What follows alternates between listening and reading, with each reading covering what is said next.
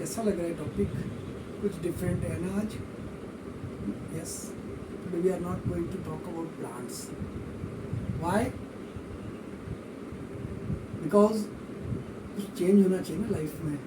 तो आइए आज हम एक डिफरेंट टॉपिक करते हैं और वो ये है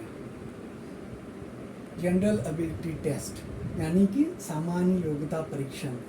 तो ये जो जनरल एबिलिटी है वो आपने कितने ही कम्पिटिटिव एग्ज़ाम्स में फेस किया होगा.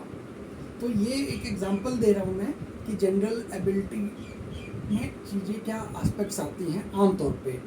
तो ये जैसे आप देख रहे हैं कि आम तौर पे इसमें इंग्लिश ग्रामर होगा, व्याकरण. तो व्याकरण एक एस्पेक्ट हो गया. दूसरा एस्पेक्ट फिजिक्स, केमिस्ट्री, बायोलॉजी, तीनों को मिला के आप क्या कहते हैं? साइंस. तो पीसीबी यानी साइंस. और ये जो फिजिक्स, केमिस्ट्री, बायोलॉजी है ये कोई ऐसा नहीं है कि आपको बहुत डीप लेवल पे है या उस पे है. जो बेसिक अंडरस्टैंडिंग आपकी होती है, जो आपने 12th तक पढ़ाई करी है, वही वाली साइंस जो है वो आपको यहाँ पे अप्लाई हो रही है.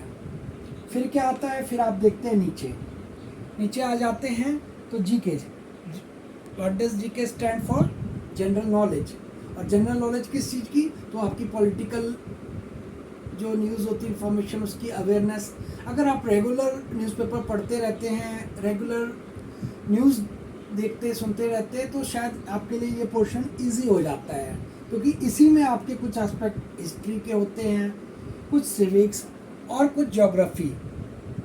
तो ये सारी चीज़ें हैं, English grammar, physics, chemistry, bio के बेसिक नॉलेज और हिस्ट्री, सिविक्स, ज्योग्राफी के साथ जनरल अवेयरनेस कंबाइन करके जो ये एक पोर्शन बनता है, इसे हम बोलते हैं जनरल एबिलिटी टेस्ट. तो when you appear for some competitive exams you get this type of question papers. It's just an example to show you general ability test, यानी कि सामान्य योग्यता परीक्षण. तो different papers are of different marks. तो ये सारे जो हैं ये आपको अलग अलग देखने को मिलते हैं.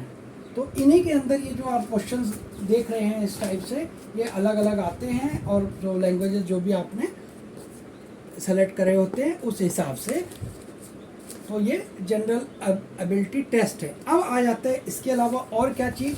अब आपने यहाँ पे साइंस पढ़ लिया, ह्यूमैनिटीज़ के भी सब्जेक्ट्स पढ़ लिए, लिटरेचर भी आ गया. अब उसके बाद आ जाता है मैथमेटिक्स. जो बच्चे पीसीएम वाले थे वहाँ उनका फिजिक्स, केमिस्ट्री के साथ मैथमेटिक्स आ गया.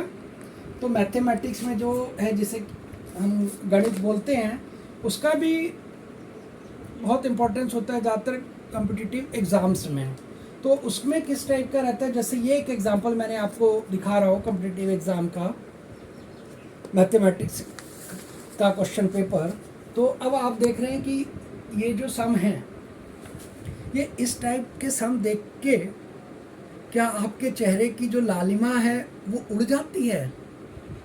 क्या आपके चेहरे की वो लालिमा वाकई में उड़ जाती है? Are you sure? ऐसे सम देख देख के नहीं. प्लीज़, आपने बहुत पढ़ाई करी है, you are sincere in your efforts, you are honest with yourself. तो फिर आपके चेहरे की ये लालिमा ऐसे क्वेश्चन देख के उड़ना नहीं चाहिए. ना ही आपका नर्वसनेस में चेहरा लाल होना चाहिए. क्यों? क्योंकि आपने पढ़ा है. What you only need to revise. और ये आप देख रहे हैं एक और सम है ट्रिग्नोमेट्री, ये भी तो आपको आता ही होगा. तो ऐसे ये इस टाइप के, ये चाहे इंटीग्रेशन हो, डेरिवेटिव्स हो, मैट्रिक्स हो, ये सब बहुत सारी चीज़ें आपको मैथ्स में ऑलरेडी आती हैं. तो गाइडेंस की ज़रूरत है, मेंटरशिप की ज़रूरत है, ऑफ कोर्स है, क्योंकि वो आपकी नॉलेज को एक डायरेक्शन देते हैं so that you can recall.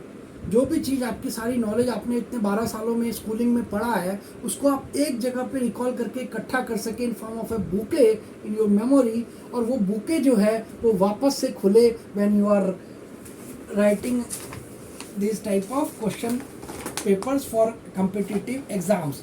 तो ये कॉम्पिटिटिव एग्जाम्स के जब क्वेश्चंस आप अपेयर कर रहे होते हैं तो इस हिसाब से आपको रखना है. So keep your temperament cool.